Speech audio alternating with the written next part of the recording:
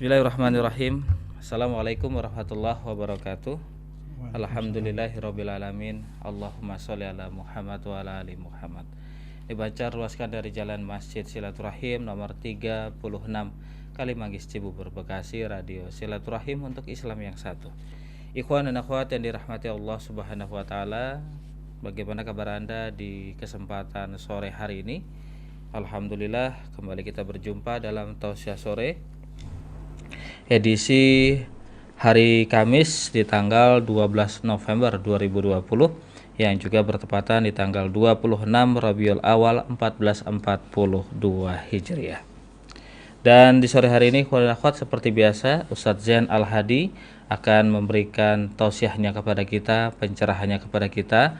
Tema yang akan beliau angkat di sore hari ini yaitu nilai kemanusiaan.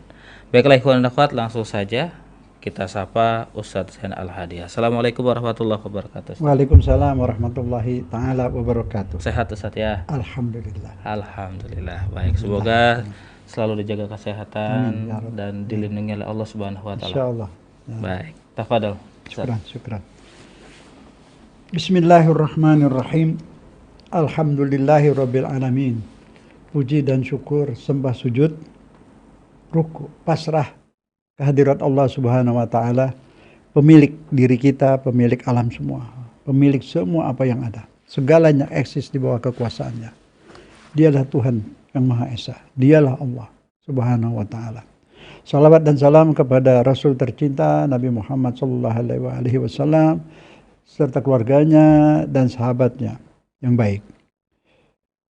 Assalamualaikum warahmatullahi taala wabarakatuh. Alhamdulillah kita masih hidup ya, masih bernafas, masih Allah beri kesempatan untuk memperbaiki nilai-nilai ujian. Insya Allah masih punya waktu. Kita bisa tipek yang salah, kita perbaiki untuk membuat sesuatu yang lebih baik demi masa depan di akhirat. Sebelum itu marilah kita mengetahui nilai diri kita, nilai manusia dan nilai-nilai kemanusiaan. Manusia ini tujuan dari ciptaan yang ada daripada Allah Subhanahu wa taala. Segala yang eksis itu diwujudkan untuk kepentingan manusia. Dialah pencipta segala yang ada. Dialah Allah, satu-satunya Tuhan yang Maha Esa. Yang ada itu, yang eksis menurut falsafah eksistensialisme itu ada 4 jenis. Pertama, yang paling rendah sekali benda. Karena benda tidak dapat bergerak, tidak bisa memilih apapun. Sudahlah dia ditakdirkan seperti itu. Begitulah adanya. Semua tunduk pada hukum Allah. Tidak punya hak pilih sedikit pun. Tumbuh-tumbuhan lumayan masih bisa menyerap air, bisa menyerap makanan. Tapi tidak bisa pindah tempat. Hewan dapat bergerak, dapat mengkonsumsi sesuatu. Tapi dia tidak diberi akal. Dan tidak punya hak pilih. Makanannya hanya tertentu. Lebah itu sudah diprogram Tuhan, makanannya diprogram dengan takaran tertentu, sari-sari bunga tertentu untuk menciptakan madu. Dialah robotnya Allah untuk menciptakan madu bagi manusia. Di hewan seperti itu. Semua ini benda, tumbuhan dan hewan untuk makhluk yang terhormat, yang dimuliakan Allah, yaitu manusia. Silahkan manusia memanfaatkan benda, memanfaatkan tumbuhan, memanfaatkan hewan untuk keperluan hidup manusia. Begitulah sayangnya Allah Subhanahu wa taala. Segala gunung, sungai diciptakan, benda diciptakan, tumbuhan semua diciptakan, hewan untuk manusia. Nah, manusianya untuk apa? Benda ada harganya, tumbuhan ada harganya, hewan ada harganya. Nilai manusia berapa? Berapa harga manusia? Kalau jasadnya tidak ada harganya, udah mati, nggak ada harganya. Tapi yang mahal manusia itu apa? Ruh, jiwanya itu, kemanusiaannya. Maka disebut nilai kemanusiaan. Jadi manusia itu sangat mahal. Dia makhluk yang menjadi tujuan adanya kehidupan. Nah, adanya kehidupan semua, adanya manusia, semua ini harus diadakan satu makhluk yang Allah pilih. Kalau tidak ada dia, Allah tidak ciptakan dunia. Dialah Nabi tercinta Muhammad SAW yang disuruh pelosok bumi sekarang ini diperingati hari kelahirannya. Dia disamakan Sayyidul Wujud, penghulu segala yang ada. Manusia inilah makhluk yang dimuliakan oleh Allah Subhanahu wa taala. Diberi akal, diberikan lagi fitrah. Apa itu fitrah? Fitrah itulah yang dinamakan peri kemanusiaan, itu fitrah. Nilai-nilai kemanusiaan atau nilai-nilai fitrah itu ada. Allah menciptakan manusia dalam keadaan fitri, dilahirkan sudah dalam keadaan fitri. Apa di situ? Ada fitrah. Itu yang disebut peri kemanusiaan. Jadi manusia lahir sudah punya peri kemanusiaan. Semua. Jadi peri kemanusiaan itu bukan budaya. Dia itu pemberian Allah. Dari peri kemanusiaan ini nanti timbul budaya yang baik. Kalau fitri kemanusiaannya masih ada, pasti budaya baik yang muncul. Itu fitrah. Kalau ke hewan, insting. Di manusia sudah dimodali untuk dia menjadi orang baik. Kalau bayi itu nggak disentuh oleh budaya lain, dia lahir sampai dewasa baik. Kullu makhluqin yuladu alal fitrah. Semua anak-anak yang lahir, kullu mauludin yuladu alal fitrah. Dilahirkan dalam keadaan fitrah. Fitrah itu nilai-nilai kebaikan. Yaitu manusia itu kalau punya masih fitrahnya utuh, itu dia cenderung memilih yang benar, berpihak kepada keadilan, berpihak kepada kebenaran.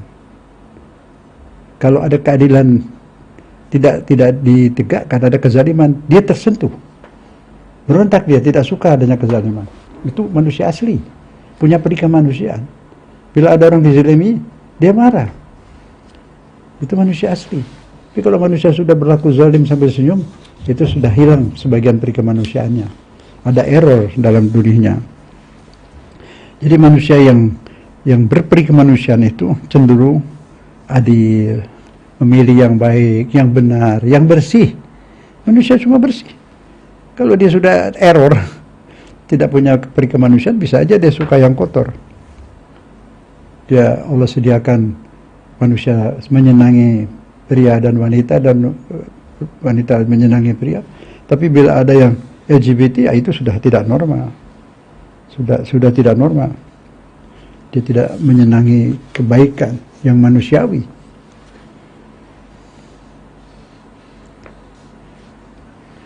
Jadi manusia ini makhluk yang dimuliakan Allah. Sangat dimuliakan. Dan diberi hak-hak asasi penuh untuk hidup layak. Dilarang menumpahkan darah sembarangan, dilarang menyakiti, dilarang membunuh karakter, memburuk-burukkan dia di luar, ghibah, namimah, itu semua dilarang. Kenapa? Karena ini manusia Allah ciptakan dalam keadaan sangat mulia. Walaupun dia sudah berdosa, tidak boleh soal pribadi diceritakan ke orang lain. Kenapa? Allah sayang. Dia tidak mau ada hambanya terhina-hina di dunia ini. Karena itu firman Allah Subhanahu wa taala, makanya ini dalam Al-Qur'an. Jangan dilanggar ini. Surat Al-Isra ayat 70. Ini pegangan. Kita ini muslimin sudah banyak melanggar ini ayat. Karena kita selalu mengikat diri, kita pikir. Sampai ada satu mazhab, saya nggak mau sebut mazhab apa, itu menghalalkan siapa saja. Orang sedikit salah, dia kafir, syirik. Boleh tumpahkan darahnya, boleh ditipu, boleh diambil hartanya. Dan ini fikih. Ayat Quran nggak boleh. Kita harus kembali ke Quran sehingga kita bisa menghormati kemanusiaan dan manusia. Tidak menumpahkan darah manusia begitu saja. Itu yang terjadi di Syria, di Irak, di Yaman sekarang. Itu pakai dalil dari, oh ini orang sudah halal dibunuh, halal diambil hartanya. Ada itu, halal ditipu. Padahal itu orang bertauhid, dia sembah Allah, dia sujud kepada Allah. Dikafirkan hanya untuk bisa mengambil hartanya, bisa karena dia lawan beda pendapat, boleh dibunuh.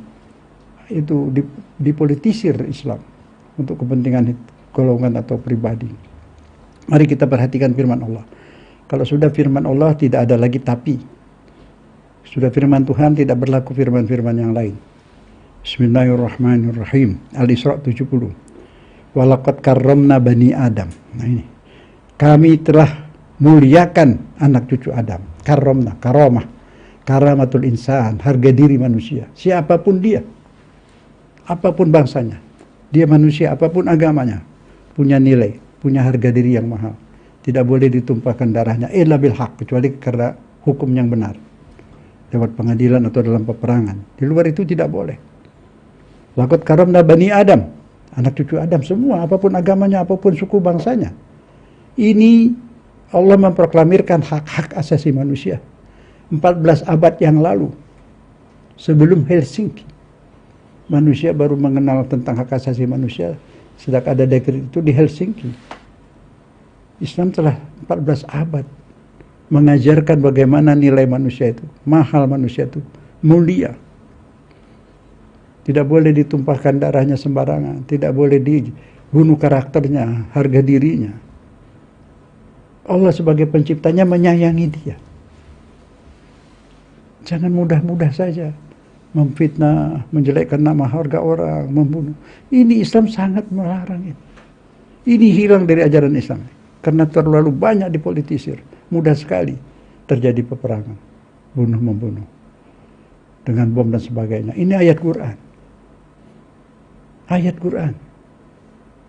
Kalau enggak beriman kepada Quran, mau beriman kepada siapa lagi? Kalau pendapat manusia siapapun bertentangan dengan ayat Al-Quran ini, tidak benar itu. Tidak boleh diikuti. Ini kadang-kadang itulah saya katakan tadi. Kenapa sampai terjadi peperangan di negeri-negeri Islam? Jelas-jelas diadu oleh orang luar, non-muslim. Tapi di sini yang ada orang-orang yang bayaran dari luar ini, dari non-muslim ini, mempolitisir agama. Membuat hukum, kafir, bunuh, halal. Nah itu. Harus kita buang ini semua. Tidak boleh, apalagi dia seorang muslim sujud kepada Allah. Sudah haram, al-muslim alal muslim haram. Itu Nabi sampai 4 kali berwasiat itu. Muslim sesama muslim, haram ditumpahkan darahnya, haram diganggu hartanya, haram dijelekkan nama baiknya. Itu 4 kali wasiat Nabi di haji terakhir. Ini sudah ada hadis, Quran, ada lagi hadis. Terus pendapat ulama, boleh Pak Ustadz ini halal dibunuh siapa? Kenapa dia? Dia syirik. Dari mana tahu? Ini yang bikin pecah belah umat. Ini yang bikin saling bunuh sesama muslim. Diadu oleh non-muslim. Mudah-mudahan kita bisa menyadari ini. Semua umat. Quran ini. Al-Isra ayat 70. Sebarkan ini supaya muslim sama muslim tahu. Kepada non-muslim pun tidak boleh kita bunuh. Laqad karramna bani Adam. Telah kami muliakan Bani Adam, anak cucu Adam. Apapun agamanya. Nilai manusia. Ini peri kemanusiaan. Jangan sedikit-sedikit bunuh, sedikit-sedikit tangkap. Manusia semua punya harga diri. Berhak hidup layak. Berhak hidup terhormat. Berhak mendapat pelayanan makanan, dan kesehatan dan lain-lain. Berteduh dari terik matahari dan hujan. Semua itu punya hak. Terus apa lagi? Wahamalnahum bil barri wal bahri. Kami sediakan mereka transport di daratan maupun di lautan. Itu dia dimuliakan Allah. Hewan gak sediakan, malah hewan itu jadi alat transport. Wa razaqnahum minat thayyibat, dan kami rezekikan dari makanan yang thayyib, makanan yang sehat, makanan yang bergizi. Allah yang bikin. 4 sehat 5 sempurna itu Tuhan yang bikin. Kue-kue Tuhan yang bikin semua.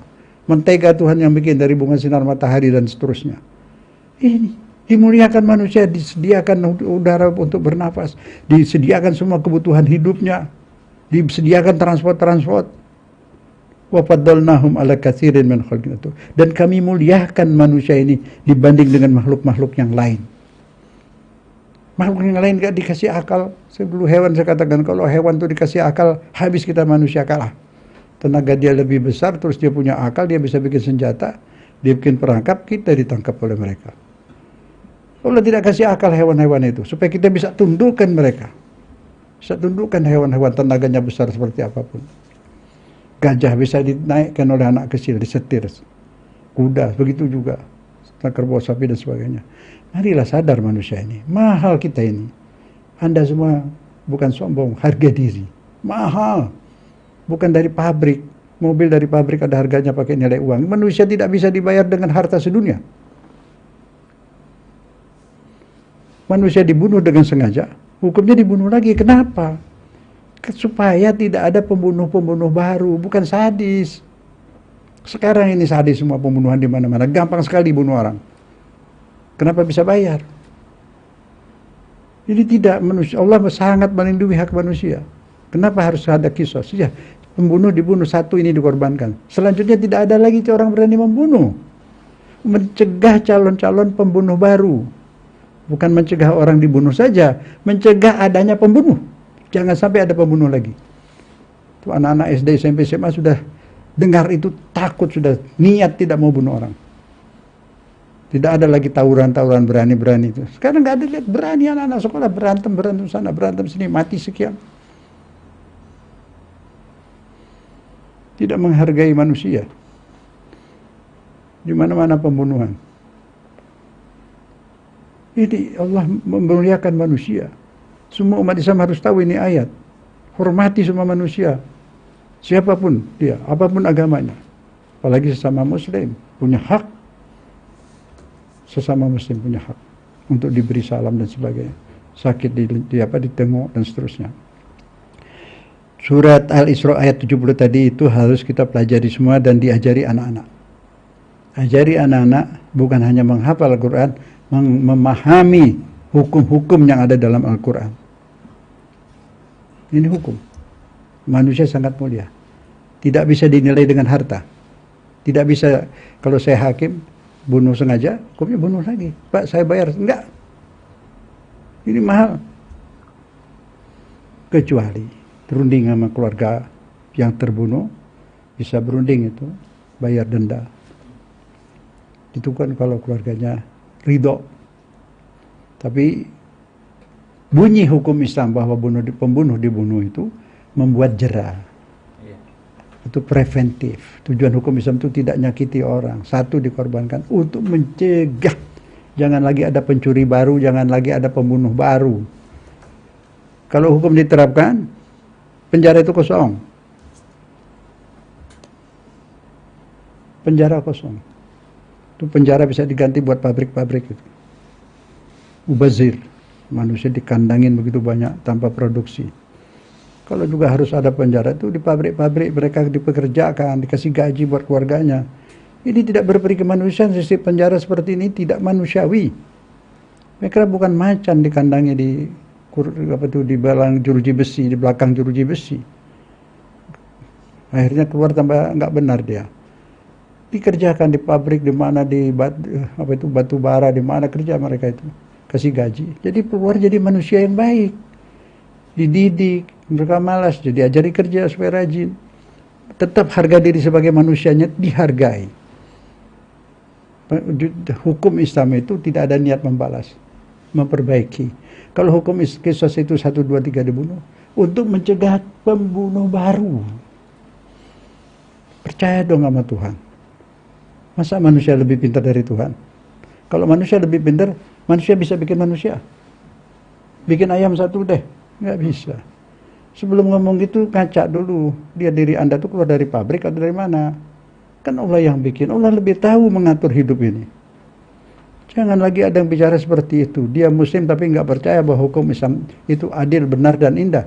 Itu dosanya besar, bukan dosa lagi. Itu bahaya itu. Keimanannya kurang rapi itu. Hati-hati. Adam itu melanggar hukum diampuni. Iblis menentang hukum Allah. Tidak terima hukum Allah. Kafir dia. Hati-hati. Jangan sampai ada seorang Islam mengatakan hukum Islam itu tidak sesuai. Saya hanya tugas saya menyampaikan. Tidak lebih dari itu. Saya sudah sampaikan. Allah menjadi saksi. Setiap Muslim tidak boleh. Jangan sampai tidak percaya pada hukum Islam. Memang ada di zaman-zaman khalifah itu bukan hukum Islamnya yang salah, pelaksanaannya kadang-kadang salah karena memang belum dipelajari hukum acara pidana. Hukum acara pidana itu sangat adil di Islam itu. Tertuduh tidak dipaksa, tidak boleh dipaksa untuk membuktikan. Tidak boleh, dia punya hak untuk diam. Al-yamin alal mudda'i, al-bayyinah alal mudda'i, itu hadis Nabi, hukum acara pidana. Keterangan, pembuktian dan sebagainya dibebankan kepada mudda'i, penuntut, kepada jaksa. Jaksa cari bukti sana, cari saksi. Yang tertuduh jangan dipukuli untuk mengaku. Tidak boleh di Islam. Khalifah Ali pernah memecat seorang hakim bersuara keras di depan tertuduh.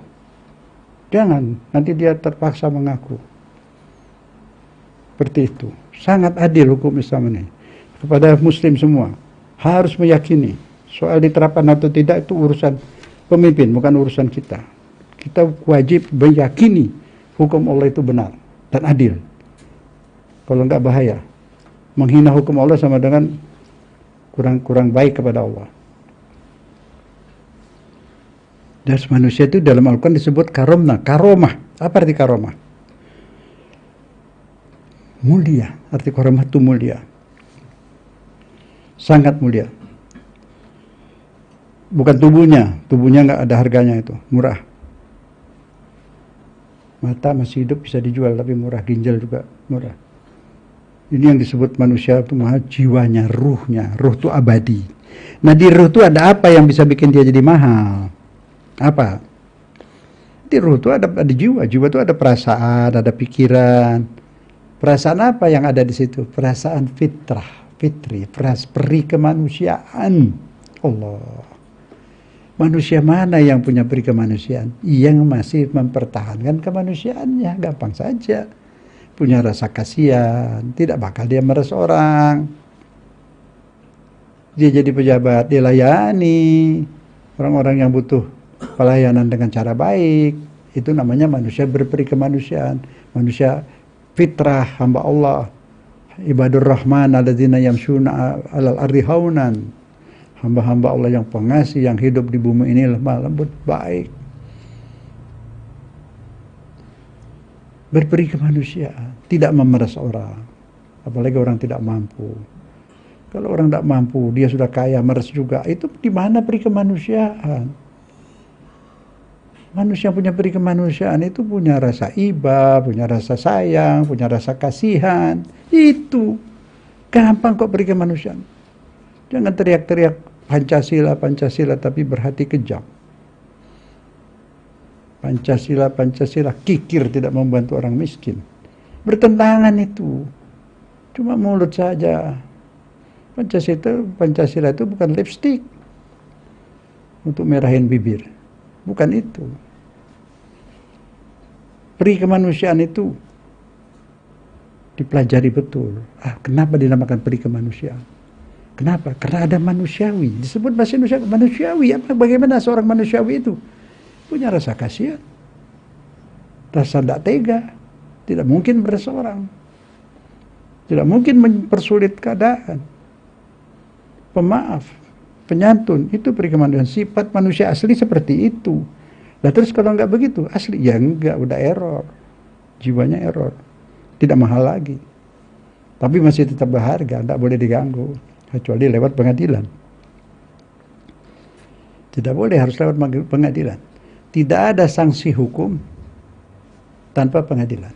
Itu hatta hukum manusia juga seperti itu. Hukum pidana kita itu. Tidak boleh orang dicubit apa. Dicubit pun tidak boleh, apalagi dipukul. Sebelum proses pengadilan. Pembuktian. Dan tidak ada sanksi hukum sebelum ada undang-undang. Ada saya baca di YouTube masih mempersoalkan ayah Nabi Muslim apa tidak. Bukan urusan kita itu. Apalagi sebelum Nabi Muhammad itu belum ada hukum, ada agama tuh sebelum itu buat lain orang. Buat Bani Israel, Bani ini, Bani itu. Jadi dia masih tidak tahu tuh urusan mereka di akhirat nanti dengan Allah. Kita nggak disuruh jadi hakim mengadili orang-orang apalagi yang sudah meninggal. Tuh. Persoalkan diri kita ini, iman kita nih, di mana nih sholat kita diterima Allah atau tidak? Diri kita ini belum tentu. Kita tergoda sedikit bisa saja kita tergelincir. Hati-hati. Jangan hanya menilai orang lain. Nanti dulu periksa diri, kita disuruh muhasabah. Urusin diri kita, urusin yang orang sudah mati lagi. Kayak nggak punya kerjaan aja. Urusin diri kita, keluarga kita. Itu yang wajib. Kita lihat dari mudah-mudahan kita selamat, mudah-mudahan kita dapat hidayah insya Allah, seperti itu. Itu cari-cari orang kafir ini kayak dirinya udah bener aja, astagfirullahaladzim. Nah manusia fitri tidak akan begitu. Manusia fitri itu kalau ada orang salah dulu juga didoakan semoga Allah beri hidayah, begitu. Ada rasa kasihan, ada perasaan fitrah di situ. Perasaan fitrah itu peri kemanusiaan. Apa isinya itu peri kemanusiaan? Kejujuran, keadilan, menyenangi keindahan, kebersihan. Ada rasa cemburu. Rasa cemburu juga itu kemanusiaan.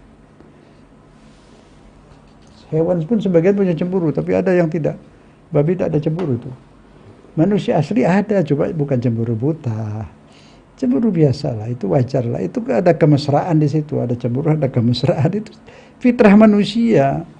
Apalagi malu. Malu. Coba manusia biarpun tidak punya agama, berani nggak dia jalan di tengah jalan tanpa busana? Enggak kan? Kenapa? Malu. Dari mana itu sifat malu itu? Fitrah. Fitrah. Nah itu kalau mana sudah fitrahnya hilang, nggak berfungsi, nggak malu lagi dia. Tapi dikit-dikit dulu dibuka, pakai pendek-pendek dikit situ ya, terus lama-lama terus. Nah, jadi malu itu menutup aurat itu peri kemanusiaan. Bahkan semua ajaran Islam itu sesuai, identik dengan hukum Allah. Suruh pakai aurat, identik nggak dengan peri kemanusiaan? Iya. Rasa kasih, identik dengan peri kemanusiaan. Tidak mau bunuh orang, identik dengan peri kemanusiaan. Ada rasa kasihan dan seterusnya. Itulah manusia asli, itu yang disebut berperi kemanusiaan. Ini negara kita sudah punya sila peri kemanusiaan yang adil dan beradab. Marilah kita, ini ajaran Islam. Kebetulan ini juga undang dasar kita, diamalkan dong. Tidak boleh lagi ada kekerasan, tidak boleh ada kekejaman. Seharusnya dibuang itu semua. Tidak boleh lagi ada pemerasan. Orang berurusan diminta uang, dipaksa. Tidak boleh ada lagi bertentangan dengan sila peri kemanusiaan. Kalau nggak mau pakai hukum Allah, ya sudah pakai Pancasila. Nah, Pancasila itu isinya hukum Allah juga. Tidak suka, kalau tidak suka ya demi Pancasila juga nggak apa-apa. Berperi kemanusiaan. Jangan sampai jadi manusia yang error ya. Yang kalau sudah peri kemanusiaan hilang ya itu bererror sudah. Asli manusia itu bohong tuh gugup. Kalau dia sudah bisa gugup sambil senyum ya itu error sudah. Peri kemanusiaannya sedikit terkontaminasi, tapi masih bisa memperbaiki. Memperbaikinya itu dengan puasa. Puasa itu menghidupkan fitrah. Sholat menghidupkan fitrah. Puasa menghidupkan fitrah. Maka habis Ramadan itu disebut Idul Fitrah, Idul Fitri. Jadi untuk mengembalikan fitrah kita itu banyak berpuasa. Itu resepnya. Itu resepnya benar. Coba deh, sering-sering berpuasa, pasti kembali suci. Kembali berperi kemanusiaan. Sering-sering berpuasa. Iya. Makanya kan Idul Fitri. Setelah Ramadan, setelah puasa kan Idul Fitri, kembali fitrah. Kembali dia berperi kemanusiaan lagi, punya rasa iba, rindu kepada Allah. Itu rindu kepada Tuhan, itu peri kemanusiaan. Semua manusia itu cari Tuhan. Hanya ada yang menemukan Tuhan yang benar, ada yang tidak. Tuhan lain-lain. Dia bikin sendiri. Ya, di zaman jahiliyah malah Tuhan dari roti dia bikin sendiri, sudah itu disembah, pasti makan. Nah itulah masa lalu itu. Jadi fitrah manusia mencari Tuhan. Itu lihat di antropologi mana-mana itu orang bikin Tuhan-Tuhan banyak. Bahkan orang komunis sendiri, orang ateis sendiri. Oh iya? Seperti apa orang ateis? Di depan kuburan dia merenung ngapain? Oh. Bengong. Iya ya, mensucikan sesuatu ya. Nah itulah. Ada rasa malu, manusiawi sekali. Tuhan itu udah modali kebaikan sebenarnya. Udah ada buat berbuat baik itu sudah diberi modal ya Allah. Malu berbuat haram. Ya kan? Itu udah manusiawi. Nah, apakah manusia itu bebas? Tidak bisa. Manusia terikat. Kebebasan paling kita bebas tidak sampai 10%. Karena ini sudah diprogram oleh Tuhan. Rasa lapar. Diprogram perut. Biasa dikasih makan, tak kasih, kemudian rasa lapar. Air berkurang di badan, ada rasa haus. Betul. Semua ada diprogram. Apa yang bebas? Tidur. Tidak bebas kita. Iya. Tidur. Capek istirahat. Istirahat. Ada matahari, terikat dengan matahari jam sekian, jam sekian. Iya. Ya kan? Terikat dengan bulan, terikat dengan segala. Nggak bebas. Kalau bebas telanjang jalan tanpa busana, berani? Nah, kan nggak bebas kan? Iya. Pakai baju, ada rasa malu. Sudah diciptakan seperti itu, jangan dibuang. Iya. Pertahankan rasa malu. Kalau sudah hilang rasa malu, korupsi terus ketawa-ketawa malah bangga, itu udah error. Harus banyak puasa. Masih bisa diperbaiki sebelum mati. Bisa puasa. Tapi orang yang suka atau orang yang pernah korupsi, apakah dia tobatnya bisa diterima oleh Allah? Bisa. Semua apapun tobat diterima. Tapi dilihat setiap tobat itu tabah wa amila solihan. Tobat dan beramal soleh. Artinya uangnya itu kembalikan. Memperbaiki salahnya. Iya. Kalau nggak bisa kembalikan ke negara, langsung aja bagiin ke orang-orang nggak punya. Memang uang mereka juga. Ya kan? Iya. Nah, itu jalan-jalan keluar. Jadi tobat itu bukan astagfirullah selesai. Di Quran disebut tabah wa amilah solihan. Tobat dan beramal soleh. Artinya memperbaiki salahnya tadi. Kalau dia salahnya dulu nggak banyak ninggalin sholat, tobatnya tambal itu salah-salah yang tertinggal dengan amal dengan sholat sunnah. Iya. Sholat sunnah, baca Quran, amal soleh yang banyak. Terbuka pintu tobat. Perbaikan masih bisa. Tapi harus. Kan saya pernah cerita di sini. Ada seorang pangkat tinggi lah. Tobat ya, tua. Gimana Pak Ustadz? Ya sudah. Bapak kayaknya punya harta banyak ya. Bapak pergi keluar kota setiap hari libur. Cari orang-orang miskin. Di kampung-kampung itu. Bantu mereka. Kemana Pak? Ya jalan keluar kota. Ke arah Tangerang, arah Bogor, arah Bekasi, arah mana aja. Arah Cikampek. Itu. Diamalin betul-betul. Wah. Pada suatu hari dia telepon saya, Pak Ustadz saya ada di Kalibata ini, tepi Sungai Ciliwung. Ada anak yatim, ibunya janda, tetua. Ya. Habis kontrakannya diusir, dikeluarkan kasurnya, piringnya ada di tengah jalan. Allahu Akbar. Terus saya kebetulan alhamdulillah Pak Ustadz saya jumpa itu. Terus saya bayar kontraknya untuk 2 tahun. Allah. Terus saya pergi ke supermarket, saya isi rumahnya semua. Alhamdulillah, itu namanya tobat. Itu dia perbaiki dengan amal soleh. Itu tobat, bukan astagfirullah terus selesai. Kalau nggak punya uang ya tenaga. Bersihkan masjid. Apa saja amal yang baik. Nggak perlu orang tahu. Ada WC umum masuk, kunci dari dalam, bersihkan. Allah saja malaikat tahu. Di filmin tuh sama Allah. Ada CCTV. Allah punya. Tapi di akhirat, nah itu. Amalnya kayak gitu enak, jangan cerita sama orang. Simpenan buat di akhirat. Kalau kita cerita orang nanti kena riya, batal. Hangus pahalanya. Iya. Cari amal yang orang nggak tahu, kita kerjain. Nah, gitu. Rebutan nyapu masjid pagi-pagi. Banyaklah amal soleh lain. Cari orang bisa dibantu, kita bantu. Ini kita manusia, diciptakan tuh baik. Dan setiap kita berbuat baik, hati kita senang. Kita berbuat salah, hati sedih. Fitrah tadi. Fitrah itu cenderung kepada keadilan, kebenaran, kebaikan. Kalau kita ikutin, ya senang lah. Tidak ada tuntutan dari dalam, tidak ada penyesalan dari dalam. Indah sekali ajaran agama. Allah sudah bekali kita kebaikan, tinggal kita jalankan. Jadi manusia tidak sebebas hewan ya. Hewan tanpa busana, nggak apa-apa. Tapi sekarang hewan dipakai baju juga. Manusia buka baju, hewan boleh pakai baju. Terbalik. Mungkin suatu-waktu nanti hewan bisa demonstrasi minta dipakein baju seperti manusia. Manusia demonstrasi minta bebas. Kita bebas tanpa busana, nggak boleh ditangkap. Padahal mungkin nanti kayak gitu. Baik. Ustaz, tapi kenapa banyak orang yang masih menunda-nunda tobat, Ustaz? Iya, karena itu setan mempengaruhi dia masih lama lah, antar aja sedikit lagi lah. Ini sudah umur berapa nih? 45. Nantilah 50. Sudah sampai 50, masih bisa nih 5 tahun lagi, 55 lah baru tobat. Gitu terus diulur. Tentu mati. Nah, itu. Selesai. Setan. Nggak sempat tobat. Ya, nggak sempat. Maka dari itu kalau ingin tobat, ingin berbuat baik, jangan ditunda. Sekarang juga, kita nggak tahu umur kan. Nah, kalau bisikan setan untuk berbuat salah, boleh tunda, bohongin setannya. Jangan orang kita bohongin, diri kita bohongin, setan kita bohongin. Iya. Setan ngajak ke sana nih, besok aja. Ntar besok setan bilang, sekarang kan udah besok, besok lagi. Kan saya bilang besok, iya besok. Besok tuh besok juga. Iya kan? Nah, besok tanya gimana? Iya besok lagi. Sampai setannya kabur. Udah. Ada yang pernah bertanya ke saya, Ustaz, bolehkah kita sholat tobat setiap hari? Karena kan dosa kita lakukan juga setiap hari. Terkadang secara tidak sadar ataupun sadar. Gitu. Begini, sholat tobat sekali, 2 kali boleh. Nanti tambah lagi boleh. Tapi yang saya maksud tobat itu memperbaiki kesalahan. Bukan banyak sholat tobat. Memperbaiki kesalahan. Kesalahannya di bidang apa? Dulunya banyak tinggal sholat.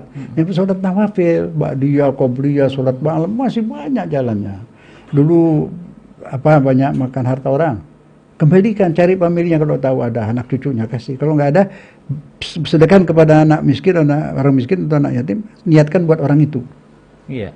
Sampai buat ganti di sana.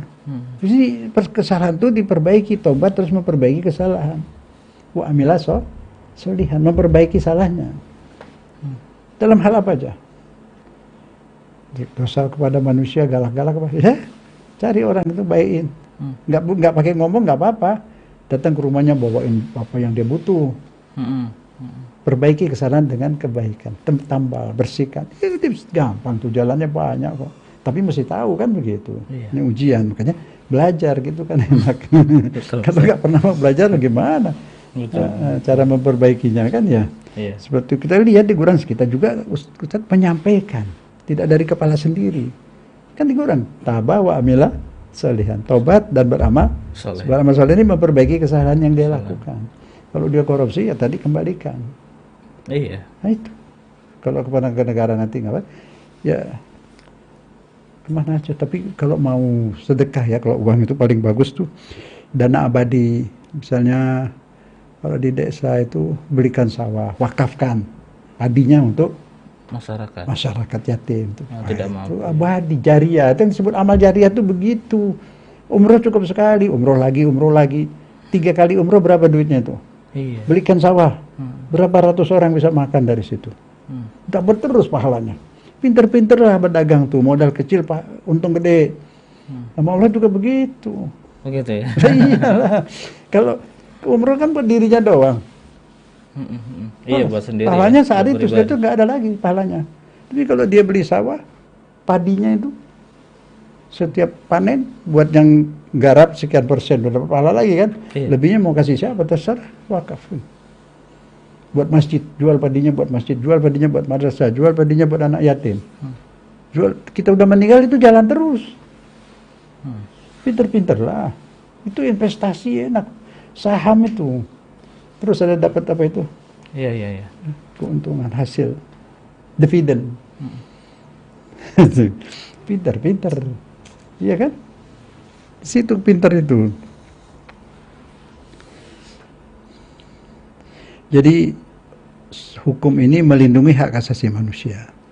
Ajaran Nabi Musa, Taurat diturunkan di kebun tin dan zaitun, watini wa zaitun. Itu turun Taurat di situ. Itu keras, tegak hukum betul-betul. Orang dicungkil matanya, cungkil lagi, pukul lagi, gitu. Al-ainu bil aini wal anfu bil anfi dan seterusnya. Keras, tegas. Nabi Musa itu agamanya. Mungkin sampai sekarang orang Israel itu keras.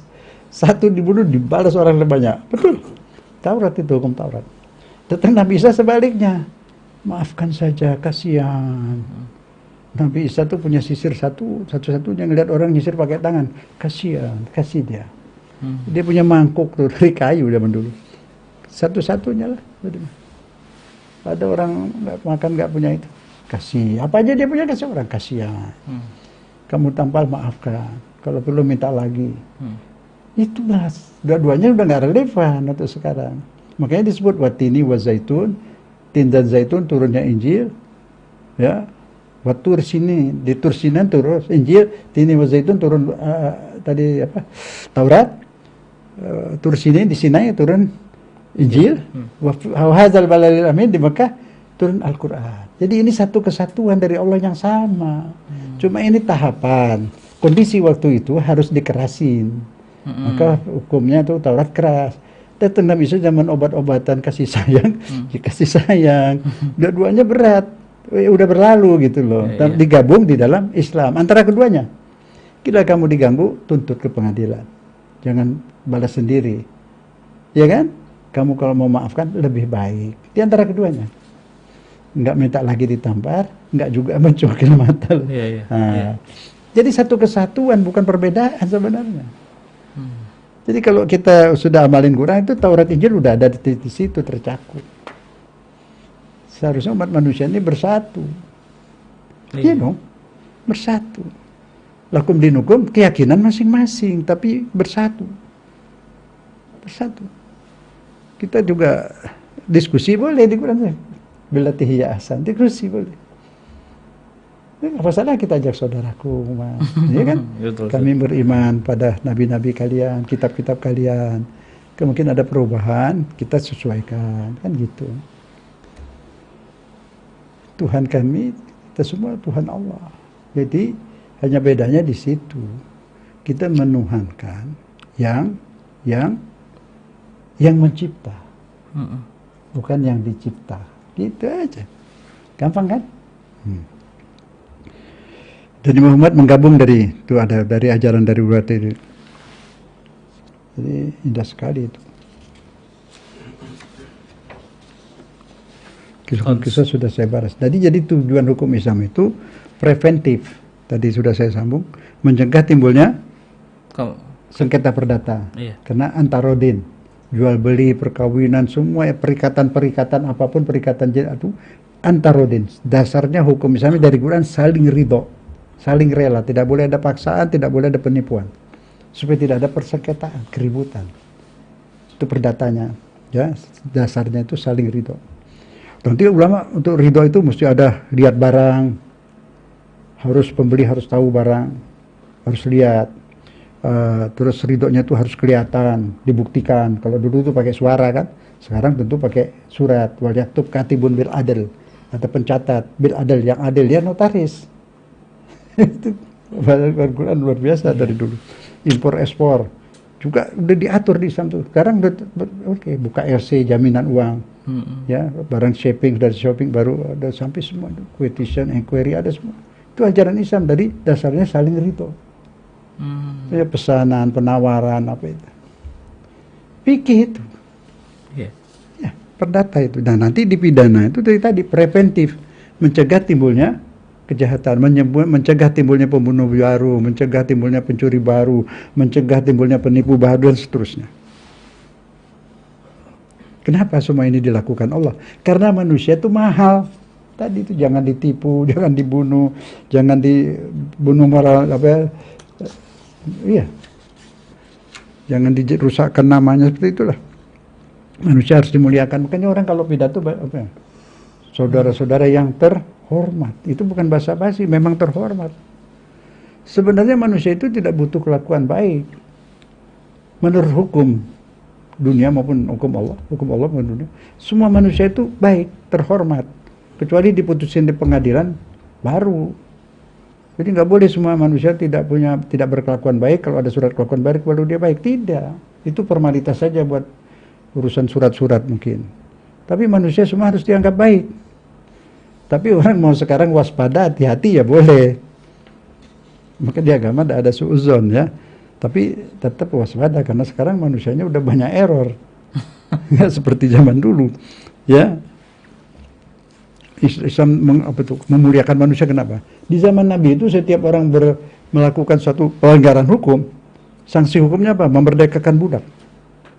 Jadi Islam menghabiskan perbudakan. Karena agama Islam anti perbudakan. Semua manusia terhormat, semua manusia mulia. Jadi kalau ada sekarang orang menganggap Islam masih ada perbudakan, tidak, dia mesti pahami.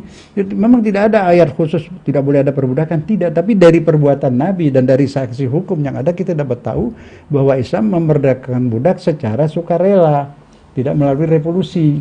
Iya. Seperti Martin Luther King itu. Indah sekali. Jadi mantan budak, mantan majikan bisa sejajar duduk onta bersama, tapi tetap saling menghormati. Itu indahnya itu. Jadi dia dari kerelaan. Jadi Islam itu memperdagangkan budak, kenapa? Sangat menjunjung tinggi hak asasi manusia. Sebelum Helsinki, 14 abad yang lalu, budak tidak ada lagi, terhormat. Bilal mantan budak bisa naik di atas di menara sana azan. Ada yang masih jahiliyah tuh, ngapain nih burung gagak naik ke atas? Dimarahin sama Nabi. Kamu masih pakai otak jahiliyah. Dimarahin, nggak boleh. Dihormati. Luar biasa. Tapi sekarang manusia kadang-kadang sudah tidak mau lagi menghargai ke manusia. Wajib menghormati itu. Lain agama pun harus dihormati. Ini ajaran Islam. Tadi kan tidak ditujukan kepada Allah. Bani Adam. Takut karamna Bani Adam. Kami muliakan semua anak cucu Adam. Apapun agamanya. Siapapun dia, apapun sukunya.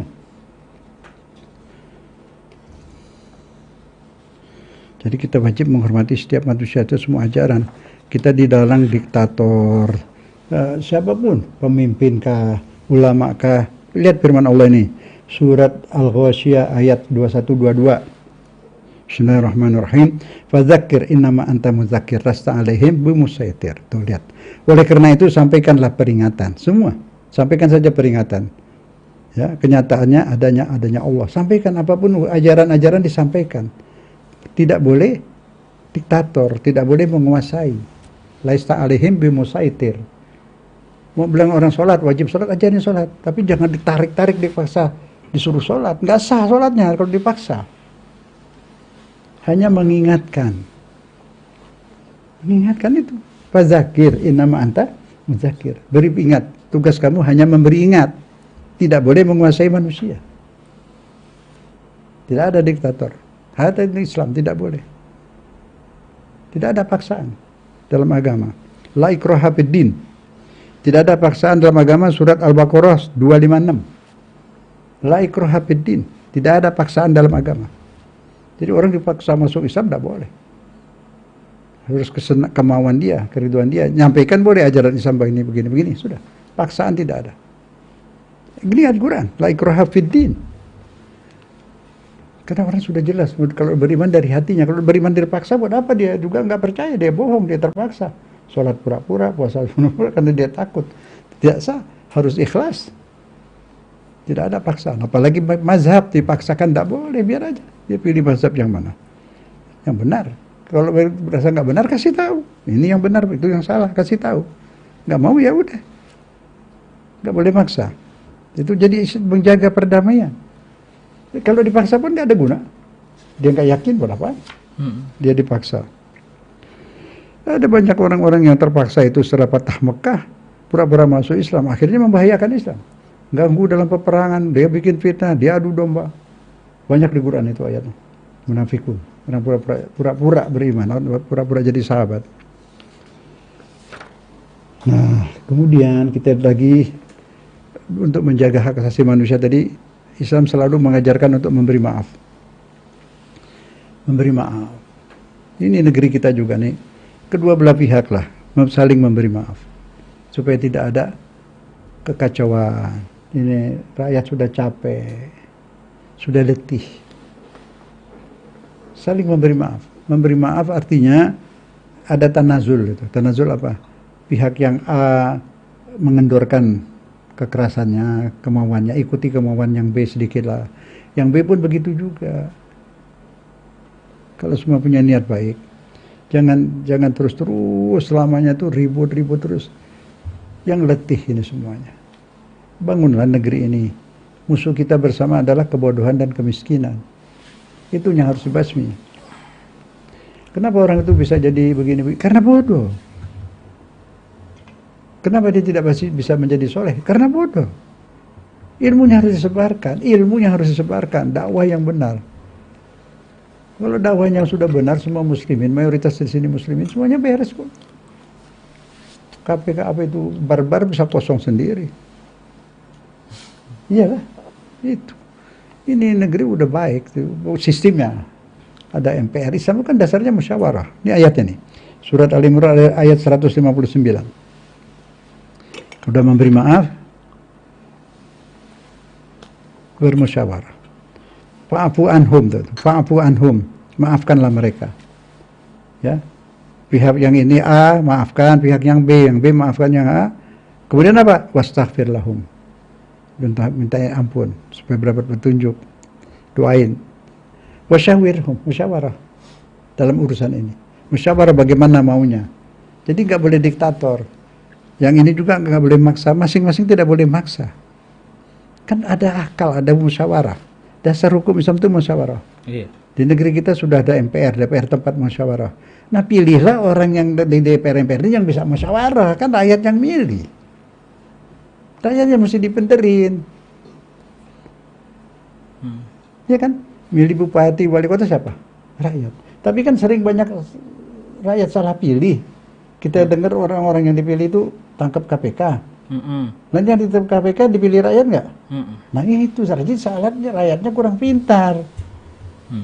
Rakyatnya dikasih ilmu. Gitu. Coba kalau semua yang dipilih orang musyawarah itu orang baik semua. Baik nggak semua negeri ini? Itu di situ masalahnya.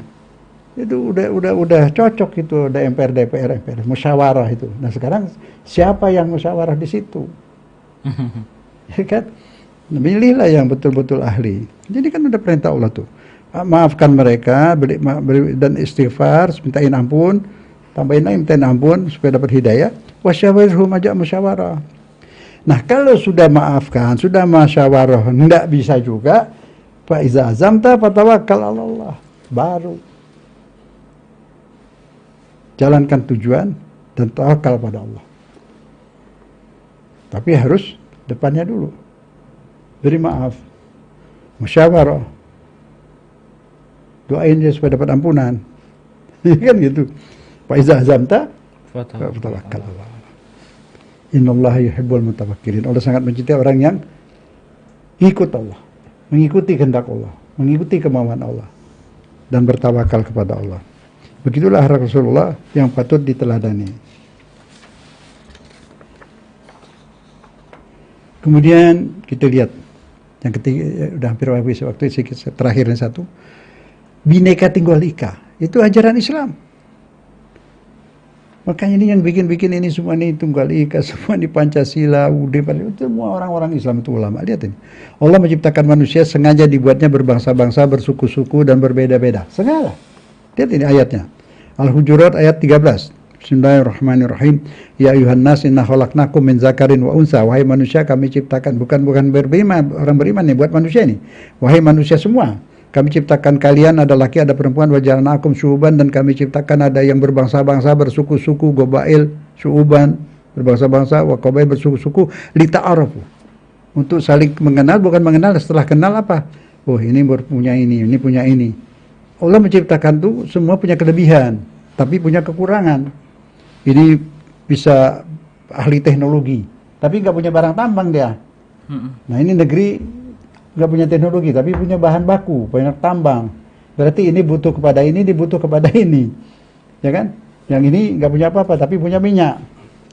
Nah ini kan semua saling bergantung. Sengaja kalau Tuhan ini punya semuanya, dia akan diktator, menjajah yang ini. Tapi kan Indonesia punya semuanya, Ustaz. Indonesia punya semuanya, tapi masih kurang teknologi SDM, sumber daya manusia kurang. Betul. Nah itu, makanya begini. Betul. Jadi saling butuh, sengaja dibikin saling butuh. Kekuatan juga dibuat seimbang. Amerika kuat sendiri, Allah takdirkan Rusia kuat, kemudian ini Cina kuat. Nah di Islam juga ada yang mulai kuat beberapa negara itu. Terus nanti itu dibikin balance sama Allah, saling butuh, saling ini, yang kecil jadi hidup. Kalau yang kuat satu habis ini. Iya. Rafa'a ba'dukum fawqa ba'din. Allah bikin kamu butuh kepada saling butuh. Betul. Nah, yang punya senjata canggih nggak punya minyak. Yang punya itu, jadi semua itu diatur Allah, maka itu benar-benar berbeda-beda segala macam untuk saling tukar menukar kebutuhan. Tapi kita kenapa nggak bisa jadi negara maju, Sus? Kitanya belum Islam beneran. Saya kasih contoh. Khutbah Jumat itu untuk musyawarah sekampung. Khotib itu menyampaikan problem yang ada di negeri ini. Nggak ngajurkan mana-mana.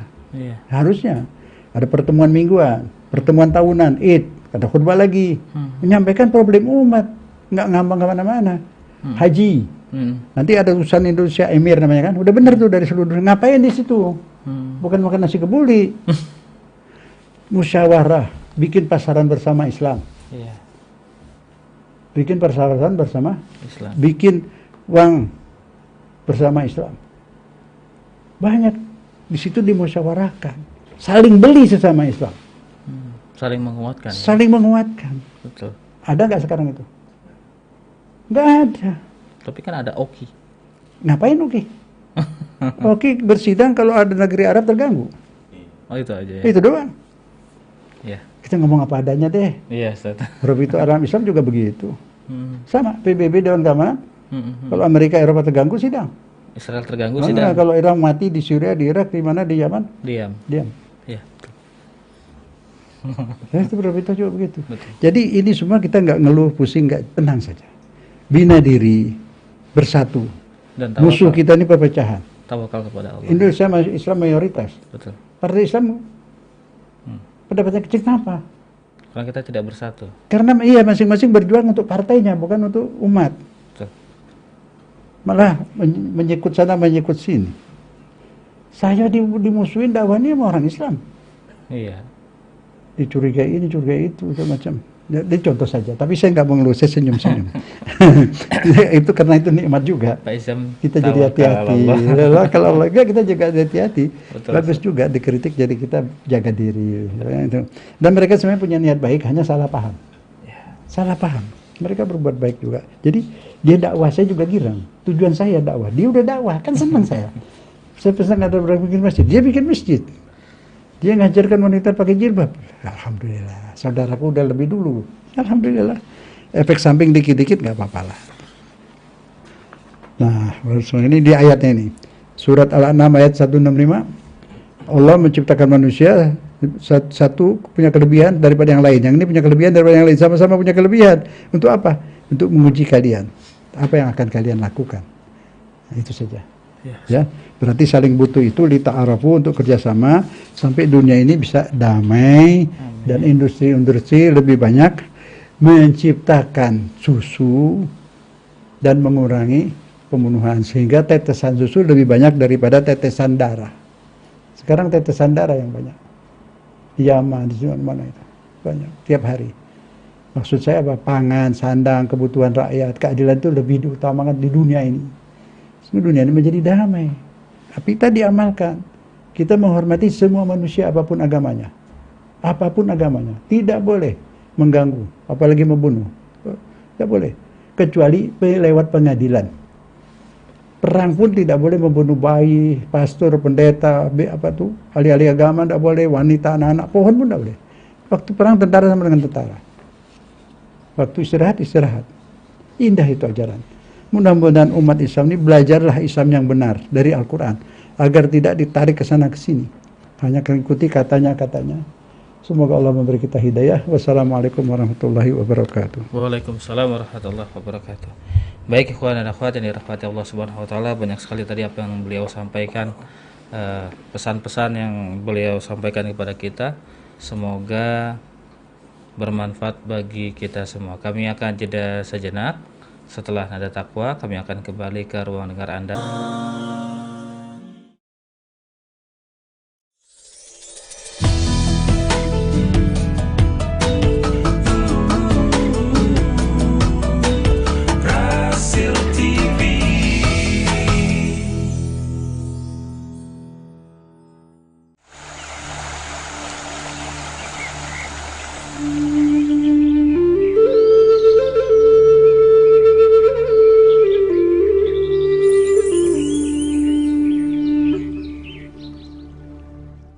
Ya, radio Silaturahim untuk Islam yang satu yang dipancar luaskan dari Jalan Masjid Silaturahim nomor 36 Kalimanggis Cibubur Bekasi.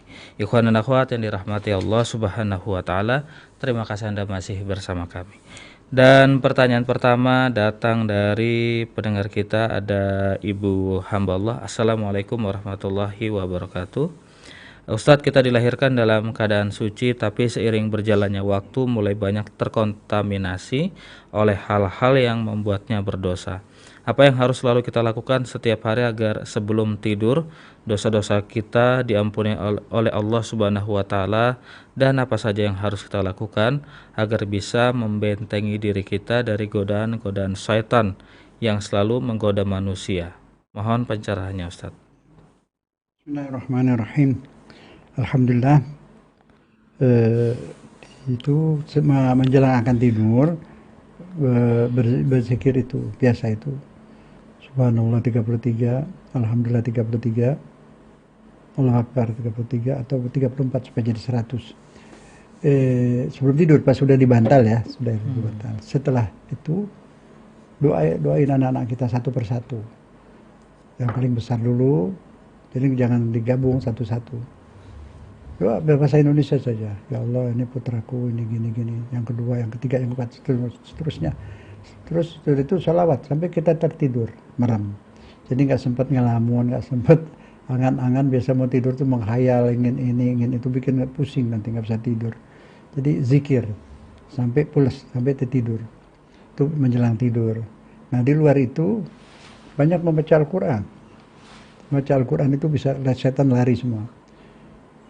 Begitu juga sholat ketika Allahu Akbar itu suaranya dibesarkan dikit. Lihat situasi ya. Kalau perempuan kalau ada orang dia enggak, kalau enggak ada orang bolehlah pelan-pelan sedikit pada suara.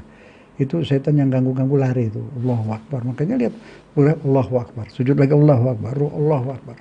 Itu kan menjauhi setan. Kalau enggak diganggu terus kita. Nah, di luar sholat banyak ingat Allah seperti itu tadi. Ingat, lihat apa-apa ingat Allah. Lihat apa aja. Ingat Allah. Lihat cangkir juga. Itu cangkir dari porselen. Porselennya ada di tanah. Manusia bentuk jadi cangkir. Allah yang bikin itu porselennya. Tehnya, daun tehnya orang tumbuhin. Nah itu ada apa lagi itu? Ada gula, itu tebunya dari Allah. Kita ingat ya Allah, baik banget Allah Subhanahu wa taala, Rahman Rahim. Ini di dunia kayak gini ada teh, ntar di surga tehnya gimana gitu. Gitu boleh. Ingat-ingat mati, ingat surga boleh supaya tenang. Terus lihat itu, ingat Allah apa yang ada ciptaannya itu kembalikan kepada Allah. Itu baik. Terus banyak kalau udah sholat fardu rapi, tambahlah sholat sunnahnya ba'di atau qabliyahnya. Ada yang lebih baik, lebih cepat ya. Yang paling cepat untuk jadi tambah bagus sholat malam. Sekarang subuh jam 4 lewat berapa menit. Bangun setengah 4 deh. Setengah 4 dapat 2 rakaat. 2 rakaat udah alhamdulillah. Baca surat Quran 5 ayat juga nggak apa-apa. Sujud deh. Terus saja. Nanti lama-lama bangunnya nambah, nanti ketagihan nanti. Biasa setengah 4, nanti bangun jam 3. Sudah menikmati. Terus saja nanti setengah 3, terus jam 2. Senang sudah. Diri lagi sholat, baca Quran, selawat, diri lagi. Bahagia. Senang. Kalau masih ngantuk, ntar habis subuh tidur dikit 1 jam 2 jam boleh juga, nggak apa-apa. Enak itu. Paling cepat jadi soleh atau solihah, sholat tahajud malam. Indah banget, luar biasa. Soal rezeki, ya Allah, udah sholat, Allah minta doa nanti sujud, tapi sholat itu. Ya, itu lebih afdal dari segala surat sunnah yang lain. Situ. Itu insya Allah. Amalin dah itu insya Allah. Baik. Kemudian pertanyaan selanjutnya datang dari siapa ini? Ibu Aulia di Bogor, Pak Ustadz. Assalamualaikum warahmatullahi wabarakatuh. Waalaikumsalam. Ustadz, saya punya keponakan perempuan, tapi kata-katanya suka menyakiti hati ibunya. Saya sebagai kakaknya sedih sekali. Mohon nasihatnya. Bismillahirrahmanirrahim. Itu nasihat buat anak yang nakal itu. Iya. Ya, beritahu kepadanya, insya Allah dia dengar ini. Itu ibu di Quran itu luar biasa. Allah selalu bilang bertakwalah kepada Allah, baktilah pada ibu bapak. Jangan disusahkan ibu bapak, jangan bentak dia. Di ayat lain, waqfid lahuma janahaz zulli. Rendahkan sayapmu di hadapan ibu bapakmu. Manusia nggak punya sayap.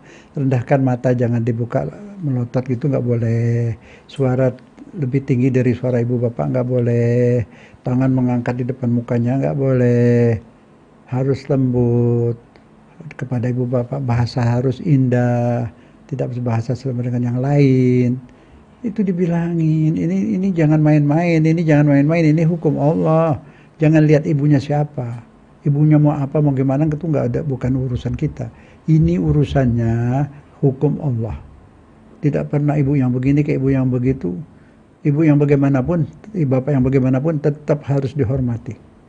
Itu hukum Allah. Sampai di Quran, kalau ibu bapakmu menyuruh kamu melakukan kufur, kufur yang nggak benar, jangan ikuti, tapi tetap bergaul, berbicara dengannya yang santun dan sopan. Apalagi ini ibunya soleh, ibunya baik, bapaknya baik. Ya, kata yang disuruh kufur tadi itu. Nah, ini masalah penting, jangan nanti nangis kesel di akhirat nanti. Allah paling marah itu. Harus santun pada ibu bapak. Sebab nanti ya kalian udah mungkin juga nanti punya anak. Nah, anaknya kalau dibalas nanti anaknya ganggu kita gimana? Nah, itu kalau kita insya Allah baik sama ibu bapak kita, anak kita akan baik kepada kita. Insya Allah itu hukumnya begitu.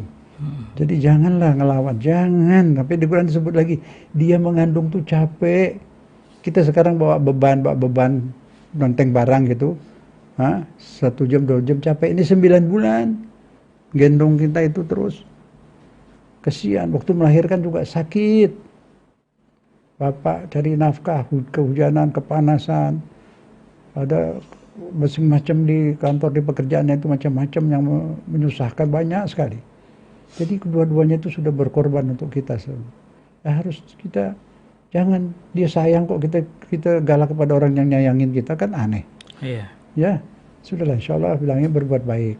Ya, banyak berdoa kepada Allah. Rabbighfirli wa liwalidayya, Tuhan ampuni saya juga ibu bapak saya. Warhamhuma, kasihanilah mereka sebagaimana mereka mengasihaniku di waktu kecil. Insya Allah. Baik, Ustadz. Kemudian pertanyaan selanjutnya datang dari Ibu Yeti. Assalamualaikum warahmatullahi wabarakatuh. Ustadz, saya punya 3 pertanyaan. Pertanyaan pertama, kalau habis wudhu, bolehkah selalu sholat wudhu 2 rakaat? Kedua, kalau sholat malam, urutannya sholat tahajud dulu baru sholat sunnah yang lain atau bagaimana?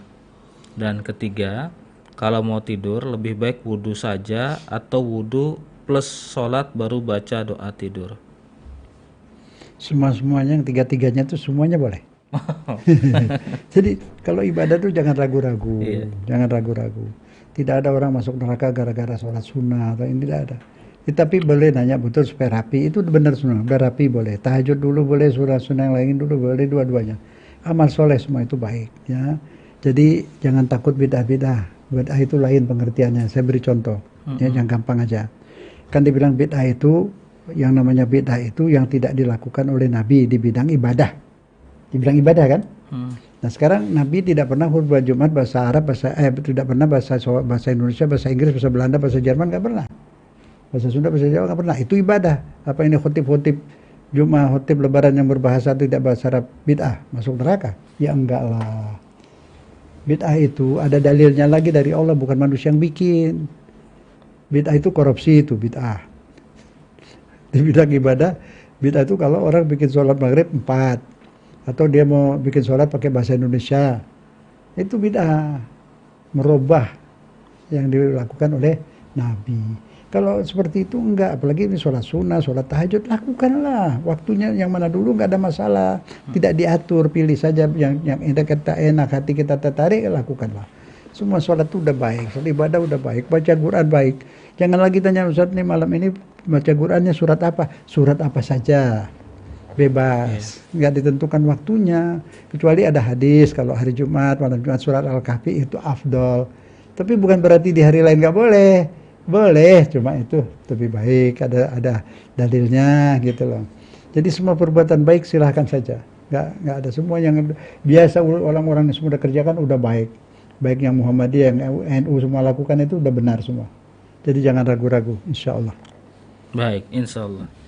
Baik, terima kasih untuk penanya Pak Arwin. Siarannya Ustadz sangat bermanfaat. Semoga Ustadz Zain Al-Hadi dan seluruh pejuang dakwah Radio Rasil selalu dalam keadaan sehat walafiat. Amin. Baik, kemudian pertanyaan selanjutnya ini datang dari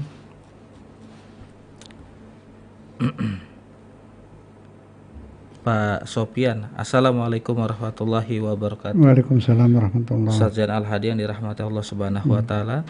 Sesuai dengan tema nilai kemanusiaan yang saya tanyakan, apakah nilai-nilai kemanusiaan itu bisa kita ciptakan dan apa saja contohnya? Dari Pak Sofian di Tangerang. Bismillahirrahmanirrahim. Jadi ini ada dua. Pertama, nilai kemanusiaan, artinya manusia itu mahal banget gitu.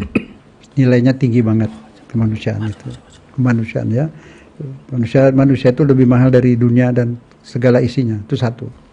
Kita nggak bisa dibeli, nyawa mau dibeli mana? Satu manusia itu lebih mahal dari dunia. Jadi manusia ini tidak boleh membuang-buang sembarangan dirinya. Harga diri itu tinggi, bukan sombong tapi harga diri, ya. Nah, nilai kemanusiaan itu adalah yang ada fitrah di dalam jiwa manusia itu. Allah sudah modalin itu, menyenangi kebaikan, menyenangi keindahan, menyenangi kebersihan, malu tanpa busana, malu, bohong, gugup dulu pertamanya itu. Sudah ada semua, cenderung menjadi orang baik, jadi orang adil, jadi orang baik, anti kezaliman. Tadi pertanyaannya apa?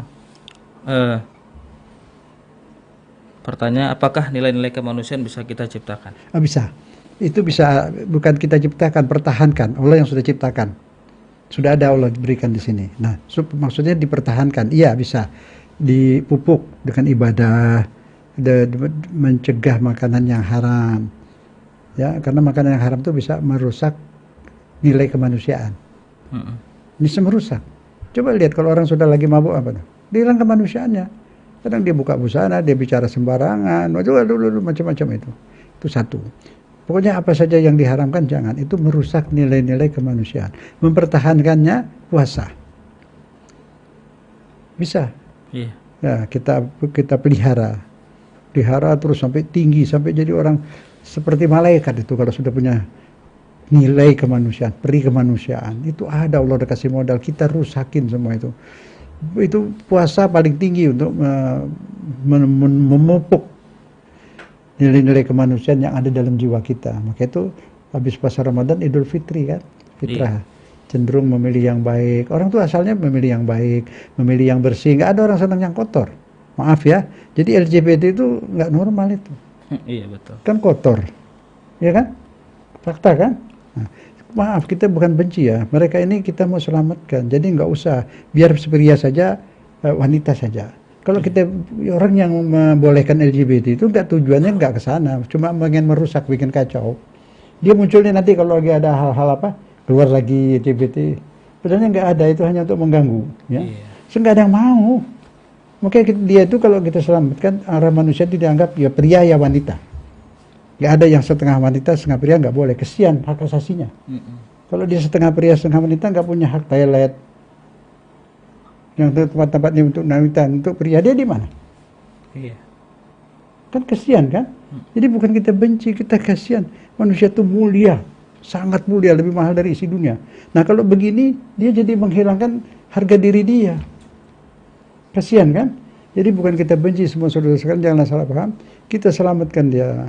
Pergi ke dokter, tetapkan ya wanita, wanita, ya pria, ya pria. Udah gitu. Jadi itu jadi selamat, dia hidup normal seperti yang lain. Kalau sekarang terus terang aja pura-pura beda, padahal dibikin gak normal. Kasihan kan? KTP-nya juga tulisnya gimana? Kan di KTP harus pria ya wanita kan? Betul. Nah bikin begitu sudah. Jadi nggak boleh ada yang setengah lagi sama pria. Jadi itu alasan membela, bukan membela itu. Menistakan kemanusiaan. Betul. Ini manusia harus mulia, tidak boleh dibikin seperti itu. Ya, jadi tadi kita jaga, negara juga menjaga kemanusiaan, apalagi dasar kita Pancasila, ada peri kemanusiaan. Hal-hal yang bikin merusak kemanusiaan harus dilarang, dicegah. Karena binatang saja tahu mana yang jantan, Betul, mana yang betina. ya, betul. Ya, betul sekali. Misal buka aurat sembarangan berlebih-lebihan, sudah mesti dilarang, karena juga bertentangan dengan kemanusiaan. Insya Allah. Baik, Ustaz, terima kasih banyak. Kita ke pertanyaan terakhir dari Ibu Atik di Cilengsi. Assalamualaikum warahmatullahi wabarakatuh. Waalaikumsalam. Ustadz, karena usia saya sekarang, maka saya ini kadang mudah mengantuk.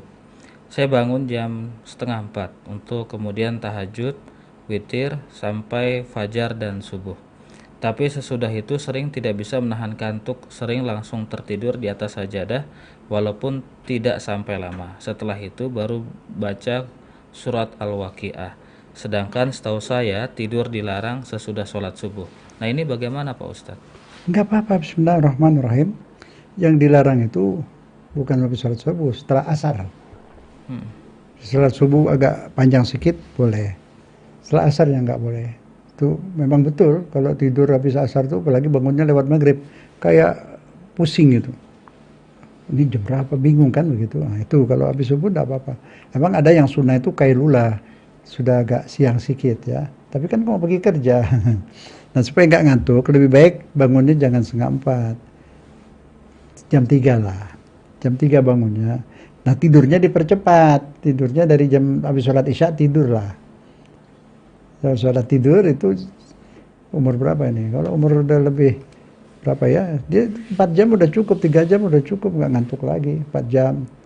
Seperti saya tuh 3 jam udah cukup. Udah tua. Yang Allah kasih kesempatan. Orang tua-tua itu tidur 3 jam cukup, 4 cukup. Kenapa? Tuhan kasih kesempatan. Dihilangin ngantuknya supaya datang ke dia.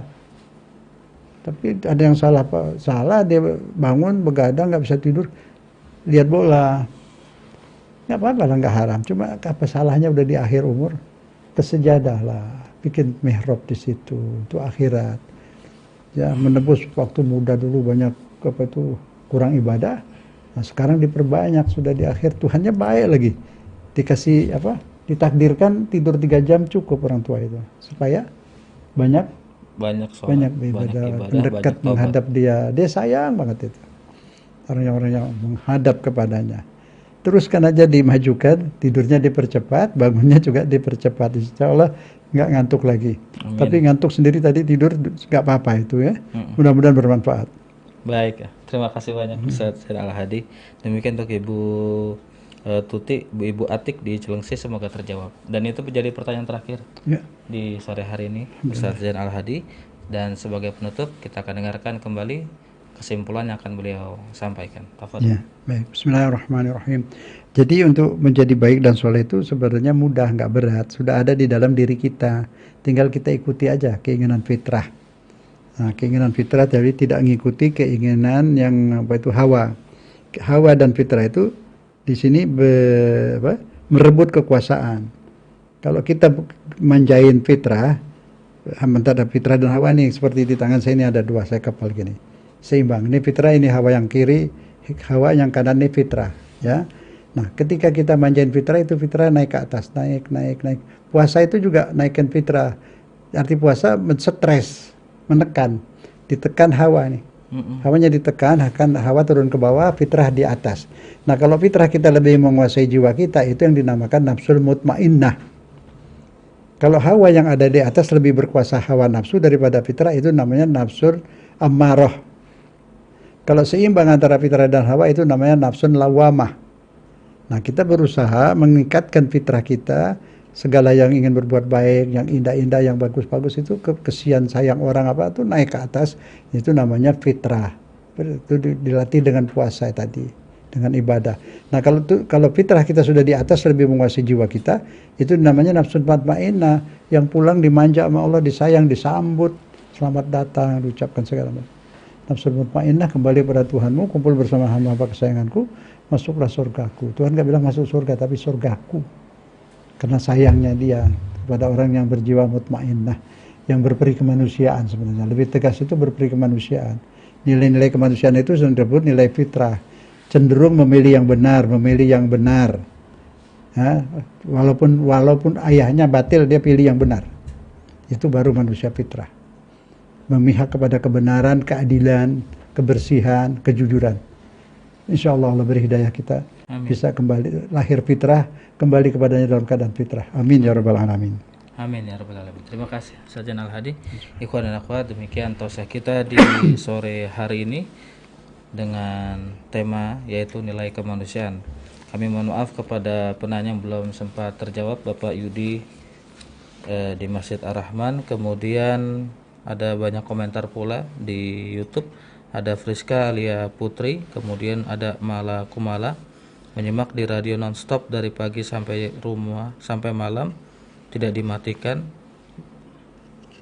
terus mendengar murotal. Kemudian dari Iba Idris Iksan, semoga Rasil bisa menggaung di semua penjuru Indonesia.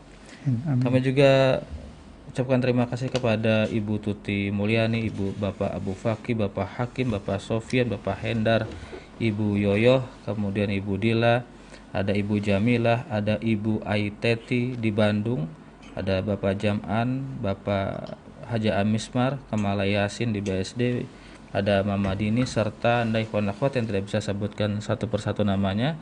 Sekali lagi kami ucapkan terima kasih. Mohon maaf atas segala khilaf dan salah. Kami mohon undur diri. Subhanakallahumma wa bihamdika asyhadu alla ilaha illa anta astaghfiruka wa atubu ilaik. Ila liqa billahi taufiq wal hidayah. Wassalamualaikum warahmatullahi wabarakatuh.